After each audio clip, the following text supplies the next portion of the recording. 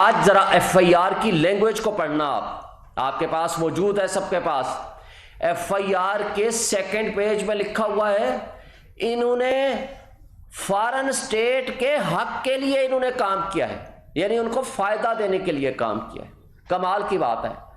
1.5 سال ہم نے الزام سہے کہ آپ نے ایک غیر ملکی سپر پاور کے مقابلے میں کیوں ریزسٹ کیا؟ کیونکہ ہمارے تعلقات خراب ہوئے ہیں۔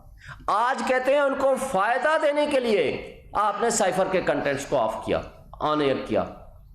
کمال ہے۔ ہمارے ملک کا جو سٹنگ پرائم منسٹر ہے، he is the competent authority under the constitution and law. Constitution کے مطابق آرٹیکل 1991 اور سپریم کورٹ کی judgement Mustafa Impex PLD 2016 supreme court 808 کے مطابق competent authority is the prime minister and his cabinet, اور رولز آف بزنس رولز 55 کے مطابق یہ پرائم منسٹر اور فارن منسٹر کا پریروگیٹو ہے کہ وہ گفتگو کرے فارن پالیسی کے اوپر۔ مجھے آج بتائیں، خدا نخواستہ آپ کے ملک کے اوپر تھریٹ ہو، آپ کے ملک کے اوپر ایکسٹرنل یا انٹرنل تھریٹ ہو، تو کیا پاکستان کا پرائم منسٹر اس کو، اس لفافے کو، اس بند اس چیز کو اور وہ پبلک کو انوالو ہی نہ کرے کہ جناب ہمارے اوپر تھریٹ ہے؟ اس نے کون سی وہ بات کی ہے جس پہ آپ آفیشل سیکریٹ ایکٹ لگاتے ہیں؟ وہ بات تو نیشنل سیکیورٹی کمیٹی میں بھی ہوئی، وہ تو کیبنٹ نے اس کو ڈی کلاسیفائی کر دیا۔ وہی بات تو شہباز شریف نے فلور آف دی ہاؤس پہ کھڑے ہو کر کہا کہ ہاں جی اس کے اندر دھمکی آمیز گفتگو ہے، ہم انڈیپینڈنٹ کمیشن اور انکوائری بنائیں گے۔ تو بناتے نا، لیکن چونکہ آپ سازش میں ملوث تھے، آپ کیسے بنا سکتے تھے؟ کیا اس وقت عمران خان FIA کے ذریعے انویسٹیگیشن کرا کے نہیں ان کو بند کرا سکتا تھا؟ نہیں، اس لیے کہ اس پہ انڈیپینڈنٹ ہائی پاورڈ کمیشن کی ضرورت ہے۔ عمران خان نے جنرل ریٹائرڈ طارق کی سربراہی میں کمیشن بنایا جنہوں نے معذرت کر لی۔ عمران خان نے علوی صاحب کے ذریعے، پریزیڈنٹ علوی صاحب نے بھیجا چیف جسٹس آف پاکستان کو، آپ اس میں کمیشن بنائیں، جوڈیشل کمیشن۔ اس میں ڈپٹی اسپیکر قاسم سوری نے اپنی لیٹر کے ذریعے بھیجا کہ آپ اس میں جوڈیشل کمیشن بنائیں، اس لیے کہ یہ سازشی کردار جو اس میں ملوث ہیں ان کی ساری کی ساری ان کی انوالومنٹ سامنے آ سکے۔ جبکہ انٹرسیپٹ کی سٹوری کے بعد جب یہ ثابت ہو گیا کہ امریکی ترجمان نے ایکسپٹ کیا کہ یہ دو ڈپلومیٹس کے درمیان ہونے والی پرائیویٹ گفتگو تھی جس کو اس نے کہا، تو بھائی اس سے کم تحقیقات تو کرا لیں۔ کیا آپ اپنے سبارڈینیٹ آفیسز کے لیے اس کو بھی پولیٹیکل وکٹمائزیشن کے لیے استعمال کرو گے؟ لیکن افسوس کی بات ہے، آپ کو یاد ہوگا جب عراق پہ حملہ کرنا تھا، امریکہ نے ترکی کو کہا تھا کہ ہمیں اڈے دیں، اور اس کے بدلے میں اپروکسیمیٹلی $16 بلین کی آفر کی۔ انہوں نے کہا ہمیں پتہ ہے کہ آپ کے پاس اڈے بھی ہیں کویت کی صورت میں اور بہت ساری جگہوں پہ، ہمارے اڈے دینے نہ دینے سے فرق بھی کوئی نہیں پڑے گا، لیکن ہم تاریخ میں یہ نہیں یاد رکھانا چاہتے کہ ہم نے اپنے برادر اسلامی ملک کے اوپر حملے کرانے کے لیے اپنی سرزمین استعمال کی۔ یہ تھے طیب اردگان کے الفاظ۔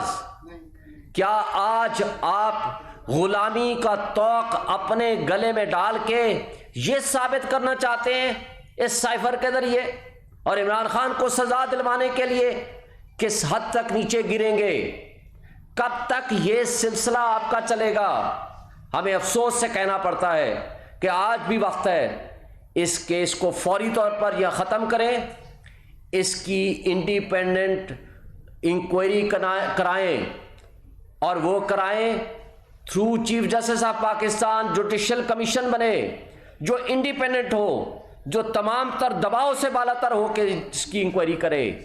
FIA کا ایک آفیشل، اس نے کمال غلط حرکت کی ہے، آپ کو میں بتا دوں۔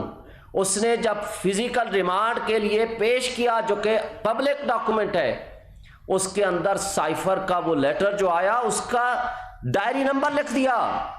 یہ آفیشل سیکرٹ ایکٹ میں آتا ہے. یہ جب پبلش ہوگا کوئی بھی شخص اس کی ایکسس کر لے گا تو اس میں ان کے خلاف ایکشن ہو سکتا ہے. یہ تو ان کی کیپیسٹی اینڈ کیپیبلٹی ہے انویسٹیگیٹنگ آفیسرز کی.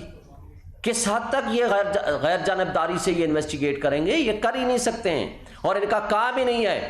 کیا آرٹیکل 248 آرٹیکل 90 آرٹیکل 91 جو امپاور کرتا ہے پرائم منسٹر کو rules of business and the cabinet کو وہ فیصلہ کریں کہ 2 دفعہ نیشنل سیکورٹی کمیٹی نے اس کے اوپر ڈیسائیڈ کیا، تو کیا ایف آئی اے کا اسسٹنٹ ڈائریکٹر اس کے اوپر انکوائری کرے گا کہ کون سا آفیشل سیکرٹ ایکٹ کس پہ لگتا ہے؟ یعنی سٹنگ پرائم منسٹر کے اوپر لگتا ہے.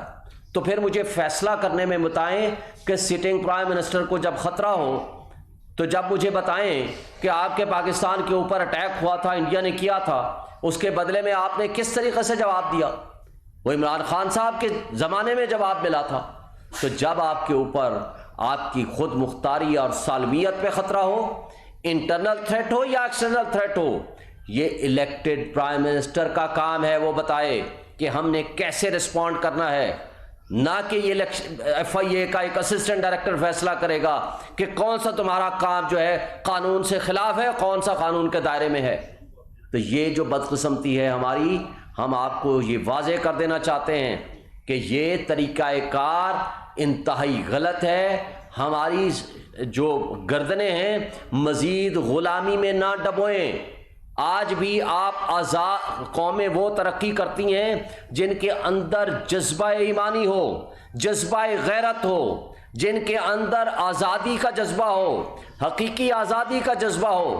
آج آپ کے سامنے ہمسایہ ملک افغانستان، کوئی فارن ریزرو نہیں ہے، کچھ بھی نہیں ہے، لیکن آج ان کے پاس غیرت ہے.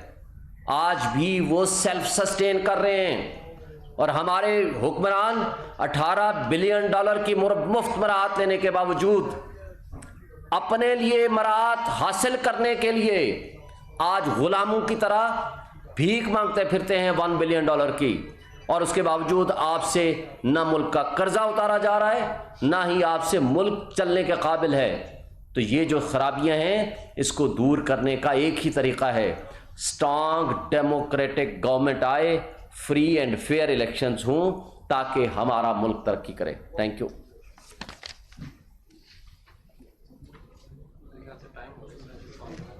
جی سر، کوئی سوال ہے؟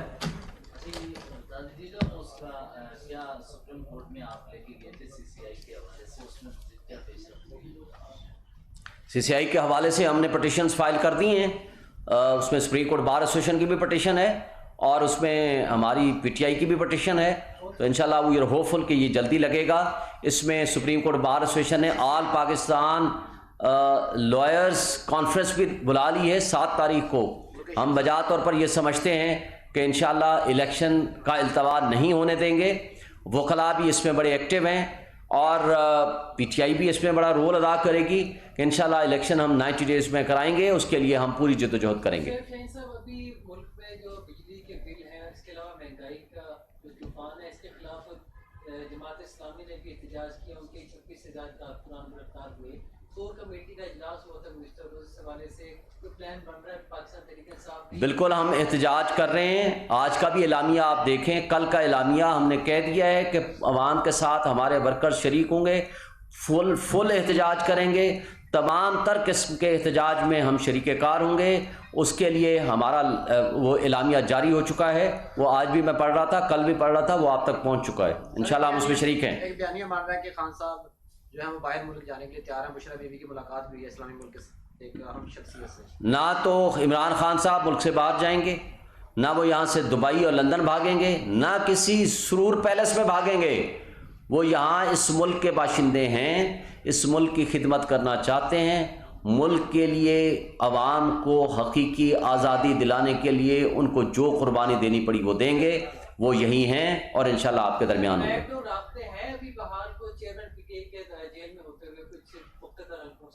کسی قسم کے کوئی رابطے نہیں ہیں، نہ ہی ہم رابطے رکھنا چاہتے ہیں.